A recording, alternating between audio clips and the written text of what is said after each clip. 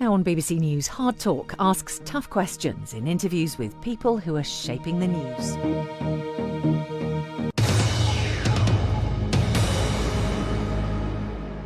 Welcome to Hard Talk from Johannesburg. I'm Stephen Sacker. For 29 years, South Africa's national politics has been dominated by the African National Congress. But right now, the ANC is in big trouble. A protracted energy crisis is doing further damage to an economy already hit by shocking levels of unemployment, inequality and corruption. Now, if the ANC is faltering, who is best placed to offer an alternative? Well, my guest today is Julius Malema, leader of the radical populist economic freedom fighters. If Malema were to get even a share of power, what would that mean for South Africa?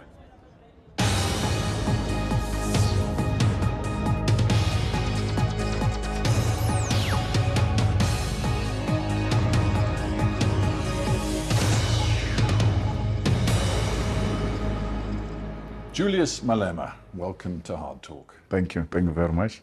It's a pleasure to talk to you, Mr. Malema. We are speaking as South Africa is in the middle of an energy crisis. It seems set to get worse.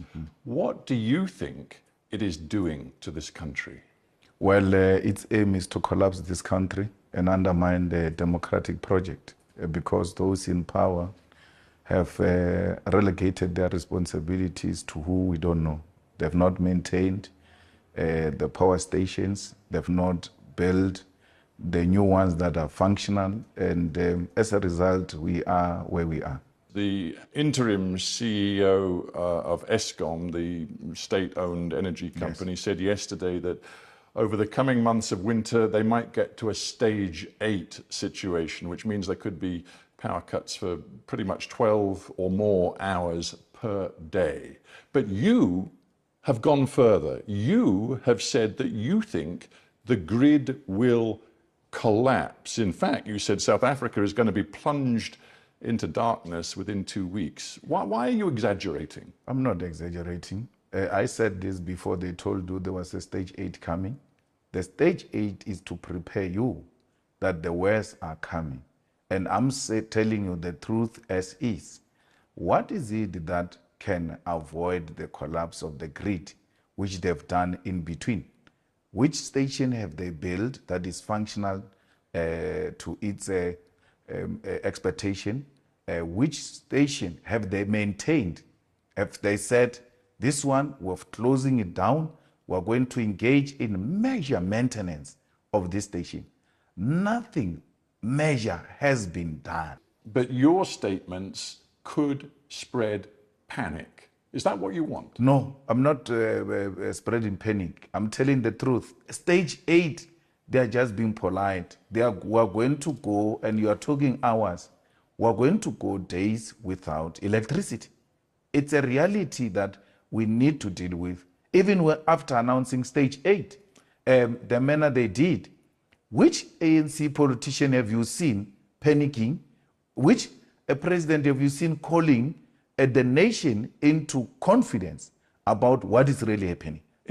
We hear from officials as if we don't have elected leadership of this country. On March 20th, you declared a national shutdown. You tried to shut down the entire economy in the midst of this power crisis. Is that responsible? That is the most responsible thing to do. Do you want me to fold my hands? Do you want me to not do anything? What will history say about me? I'm going to be asked a question, not by you, by the future generation, as to what have you done when South Africa was in a crisis. The most logical thing to do is for the president to resign. Was it in Britain where we saw prime ministers in a short space of time resigning one after another because they realized they were not about to carry the national agenda? The president is not carrying the national agenda. We need a government of national unity constituted by all of us who are not driven by political party interest, but the interest of South Africa to resolve this immediate crisis, which will affect all aspects of our lives. National unity, Yeah. you say. You also said at the time of the national shutdown, this shutdown is the beginning of a revolution. No one can stop it. No army can stop it. No police can stop it. Some of your members put out videos threatening to beat up teachers and police if they went to work. One even threatened to beat up pupils if they went to school. And you talk to me about national unity? But that video of a person who was threatening to beat up pupils if they go to school is an old video. I think Hard Talk should have done its research to now realize that video has been resurfaced to support a certain narrative. There's no such a thing. I'm telling you, there's going to be a revolution. Let the grid collapse and let's see what's going to happen. Let the grid collapse. I'm saying to you. How do you think South Africans are going to feel hearing you I'm say saying- that? I'm People saying- who are losing their jobs, people who have no income, you're and you just say, misinterpreting me. You are misinterpreting me. I'm saying to you, let the grid collapse as it is going to happen and see what's going to happen in this country. I'm not wishing it. I'm saying it's going to happen. And you will see what's going to happen. Do you think that once the grid collapses, people are going to exchange roses with government? People are going to rise. And when they rise, there will not be any leader who will be leading them. There will be leaderless, there will be anarchy, there will be looting all over this country because nothing will be working. So if you think that I was bluffing on the 20th of March, I was just saying to this government and the people of South Africa, something ought to be done to avoid what is possibly coming, which is going to be a leaderless revolution. That's very powerful rhetoric, but the truth is, on 20th of March, according to employers, 70% of workers across the country went to work. One political commentator said that actually the failure of the national shutdown was a, quote, humiliation for Malema. From where we're sitting, the shutdown was successful. Nothing was operating. The South African media was at the public transport, taxi ranks, at bus ranks. The taxi drivers themselves, the bus drivers themselves have said, we showed up, but there are no people. So if you're going to listen to a desktop, possibly a racist analysis of wanting to undermine the narrative of the success of the shutdown, then that's your own baby to nurse. But the reality is that nothing functioned on that day. You can go to the public broadcaster, you can go to independent media outlets in South Africa to give you the footage of the day, every corner. And what even makes me happy is that even in the rural areas, where normally the revolution never takes place, the people were out in their numbers saying, enough, it's enough. Let's think about the lessons to be drawn from the current crisis, because what we see is a state-operated energy giant which is failing to work. It is not delivering power to the people. We have other major state-operated companies, for example, Transnet in the transport and logistics sector, which are failing the people of South Africa. One, we could look at the aviation sector, all sorts of sectors where the state has failed. And yet your message is you still want to confiscate all privately owned land, essentially nationalize all privately owned land. You want to nationalize the mines, you want to nationalize the banking sector, and these are the key pillars of South Africa's economy. You want them all in state hands, and you, Julius Malema, are saying to the South African people, elect me, and I and my associates in the economic freedom fighters will run this economy. Absolutely. You know, 95% of South Africa is electrified. Do you know that South Africa gets water today? Do you know that South Africans, they're watching a public broadcaster? All these examples I've given you are state-owned. But do you know that we have seen this experiment played out in other countries? I'm thinking of Zimbabwe, I'm thinking of Venezuela, and the model does not look good to many South African people who see it. No, it looks good. We're using it now. We were better off now owning this. It's not like I'm saying, let's go and take ESCOM out of the hands of the private sector. We are owning it already. So, and then South Africans have accepted and are happy with what You're we have. owning it already, that's and why it's a complete South mess.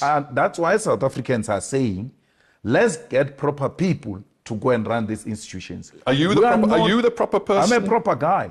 I mean, I don't want to go too far back into history, but at various times you failed to actually file a tax return on time. Yeah. You've been accused of different financial offences. You've never been convicted, but some of those charges were never brought to court. But you tell South Africans, despite your own history, you are the guy to run their economy. That's why. That's a mind of a lazy person who doesn't do his work. You will have to refer back to 15 years. I've grown up over a period of time, built a solid political party. The only thing you can keep on referring to is what you interviewed me about it 12 years ago. Get something new, my brother. No, I'm very... Show a skill of a hard-working presenter who does his research. You can't falter me. Since I've made my mistakes on tax when I was very young, when I was almost 27 years old, fixed that problem. Today, I'm a 42-year-old married man with children who has taken responsibility and built a solid party to be the third largest party without the support of white monopoly capital and the owners of the South African economy. You keep on referring to old and old things because you are now beginning to sound like a scratched CD. You have every right to tell me you have changed. Tell me of me now. I've been in Parliament for 10 years. Let's take one particular aspect of your policy positions. Yes. Do you think aligning yourself with Vladimir Putin is going to be good for South Africa? But that's what it is now. South Africa is in alliance with Russia, with India, with Brazil, with China. So why are you asking me as if it's some policy that is going to be implemented after I took over? South Africa is in alliance with Russia now. South Africa right now calls itself non-aligned. In the context of the war, but these are two different things. South Africa is an ally of Russia. Now, the second question is, where does South Africa stand on the war? It says I'm a non-aligned in relation to war, but Russia remains South Africa's friend. So we cannot create confusion around there. Don't create an impression that it is Malema who's going to come and create an alliance with Russia. But there are some very specific... Actually, I will go beyond that. I will go beyond the friendship with Russia, and in the war, I will align with Russia, and I will even supply the weapons to Russia. Because Russia is in a war with imperialism, and any agenda that seeks to push back imperialist agendas, it's well within the policies of the EFF. You say, quite clearly, I would arm Vladimir Putin. Yes. You know that the International Criminal Court wants Vladimir Putin to face war crimes charges. It must start with Tony Blair. It must start with George Bush. It must go to Barack Obama. Then it can go to Putin. So let's get this straight. You're saying to me that your policy, if you were in power in South Africa, is quite simple. That your enemy's enemy, and it seems you regard the US and its allies as the enemy, your enemy's enemy is your friend. Never mind if he's a suspected war criminal, never mind if the UN and the ICC say they have compelling evidence of Russian war crimes. You don't care. As far as you're concerned, my enemy's enemy is my friend. You're exaggerating, but another point which you don't want me to go there is that Tony Blair accepted that they were wrong about Saddam Hussein to an extent that he did an apology of a thug, right? You have never called for his arrest. A man admitting that I was wrong. To how many people died? Independent sovereign existence. He appears to believe that the best thing would be to revive an empire, the Soviet empire. But you're anti-imperialist? We are anti-imperialist. That's a debate for another day. The war is not what he's talking. The war is about the expansion. And had there been a common ground found, this could have been avoided. We are not for imperialism, even if it were to come from Russia. If he does that, we'll condemn it. But we know for a fact that progressive forces such as China have also aligned themselves with Putin to try and create an alternative from the imperialist domination of the world. And that's what the EFF is about. You admire China, you admire, it seems, Putin. What you seem to have as a vision for South Africa's future is much more along those lines, authoritarianism than democracy. No, socialism is not authoritarianism. So how can you describe China as progressive? No, it's very progressive. China subscribed to Leninism and Marxism, where the working class controlled the commanding heights of the economy. And that's what we subscribe for. We are of the means of production being owned and controlled by the states. We want South Africa through the vision and the image of China, where you grow the economy, where you reduce unemployment, where you reduce poverty, and you can't take that away from China. And the state plays the central role with regard to that.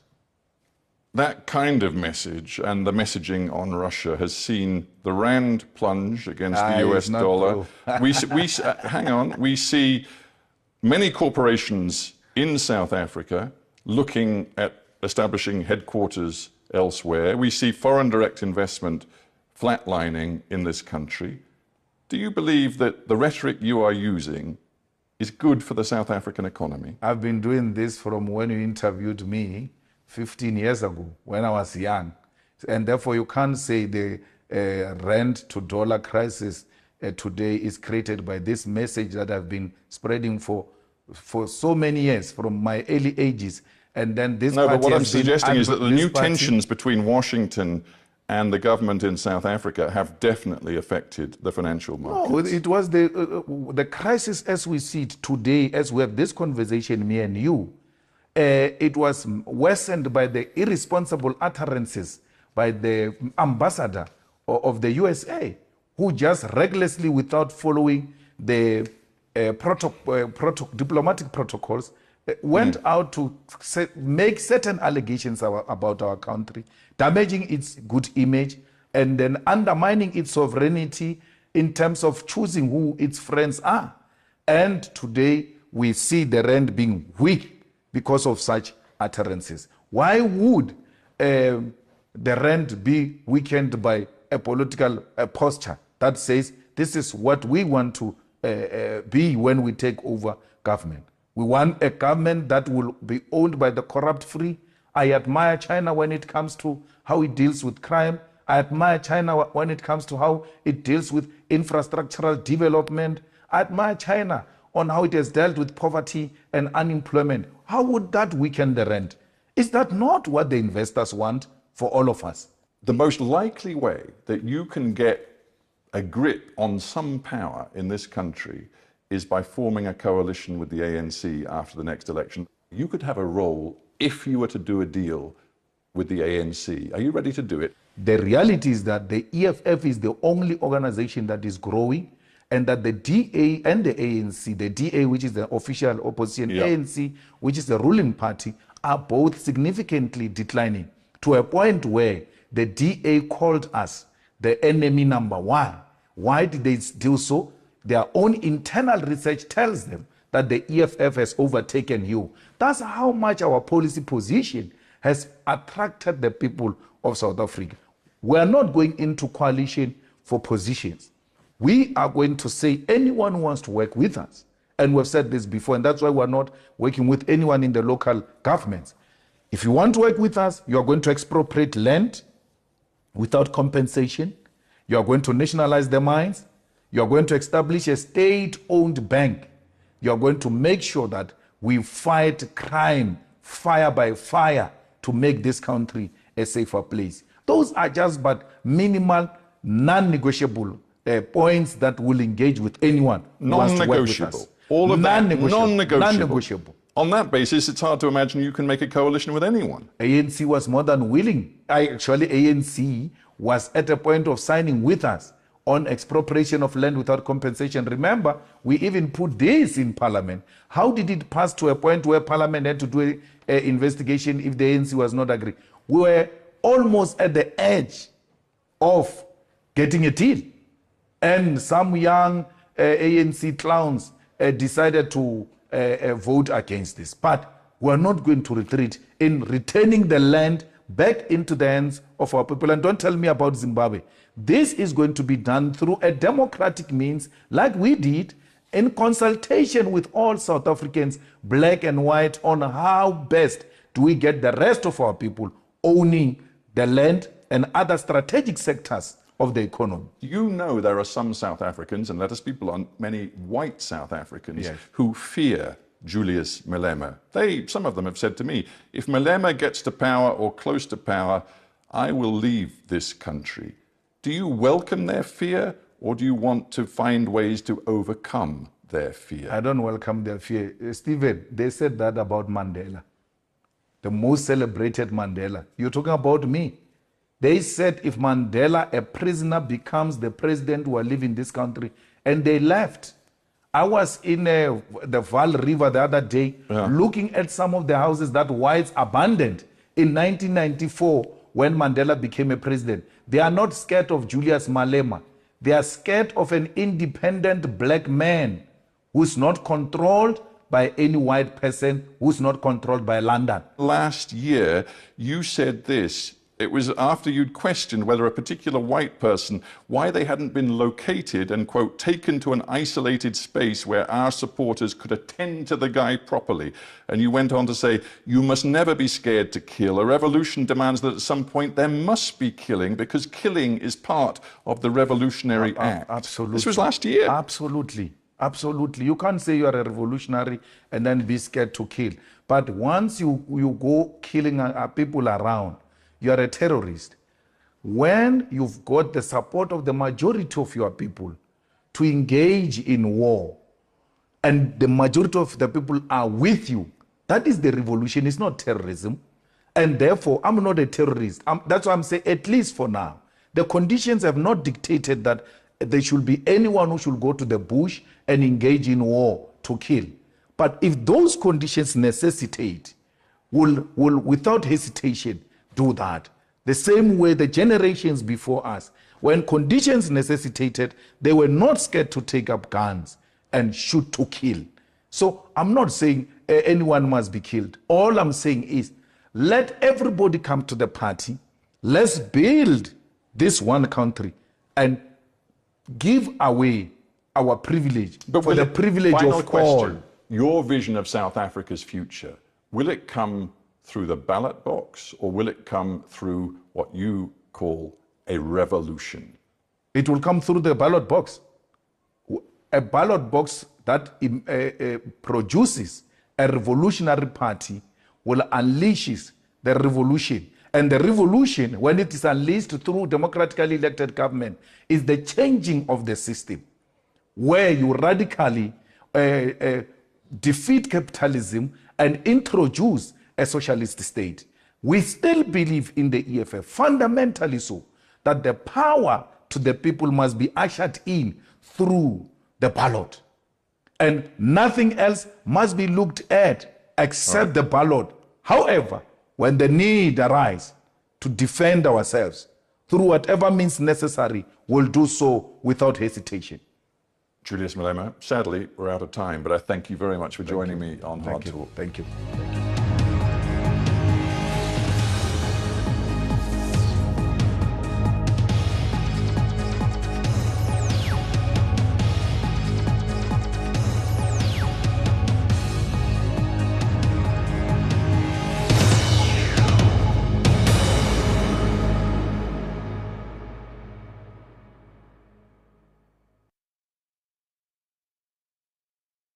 From the French Riviera, highlights from this year's Cannes Film Festival. Johnny Depp attempting a career comeback in a French period film. Harrison Ford starring in the latest Indiana Jones franchise, and African filmmakers making their voices heard. Join me, Tom Brooke, for Talking Movies on BBC News. As India marches on to be the world's most populous country, coming behind is a mini revolution. Earlier pushed to the background, millions of women are now heading their families. Join me as I bring their stories in Women in Charge. Is India Changing? On BBC News. For 40 years, the BBC's Jeremy Bowen has reported from war zones around the world. He's been on the front line, not just of conflict, but in our partisan age, of journalism's fight for the truth. The nature of modern war reporting is our subject on The Media Show on BBC News. El Salvador was the murder